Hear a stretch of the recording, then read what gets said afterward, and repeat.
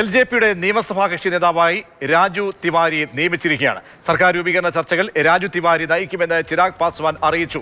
അതേസമയം ഡെപ്യൂട്ടി മുഖ്യമന്ത്രിയെക്കുറിച്ച് ചർച്ച ചെയ്തിട്ടില്ലെന്ന് ചിരാഗ് പട്നയിൽ പറഞ്ഞു. ബസന്ത് ചേരുന്നുണ്ട് വിവരങ്ങൾ നൽകാൻ. ബസന്ത്, അങ്ങനെ മികച്ച വിജയത്തിലൂടെ മുന്നണിയിലെ മൂന്നാമത്തെ കക്ഷിയാണ്. മന്ത്രിസഭാ രൂപീകരണവുമായിട്ട് ബന്ധപ്പെട്ടൊക്കെയുള്ള അവകാശവാദങ്ങൾ എങ്ങനെ ഉന്നയിക്കാനുള്ള സാധ്യത, ആരെയാണ് ഇപ്പോൾ ചുമതലപ്പെടുത്തിയിരിക്കുന്നത്? ബസന്ത.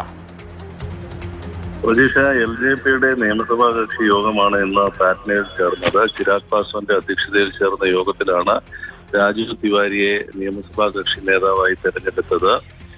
തിവാരിയായിരിക്കും ഇനി അവിടുത്തെ NDA സർക്കാർ രൂപീകരണവുമായി ബന്ധപ്പെട്ട് JDUമായും RJDയുമായിട്ടുള്ള ചർച്ചകൾ നയിക്കുക എന്നാണ് ഇപ്പോൾ ചിരാഗ് പാസ്വാൻ പറഞ്ഞിരിക്കുന്നത്. അതേസമയം നേരത്തെ വന്ന ചില അഭ്യൂഹങ്ങൾ അദ്ദേഹം തള്ളിക്കളയുകയും ചെയ്തു. അതായത് മുഖ്യമന്ത്രി സ്ഥാനം LJP ചോദിച്ചു എന്നുള്ള തരത്തിൽ അത്തരത്തിലൊരു ചർച്ചയും പാർട്ടിയുടെ മുന്നിൽ ഉണ്ടായിട്ടില്ല എന്നാണ് ഇപ്പോൾ ചിരാഗ് പാസ്വാൻ വ്യക്തമാക്കിയിരിക്കുന്നത്.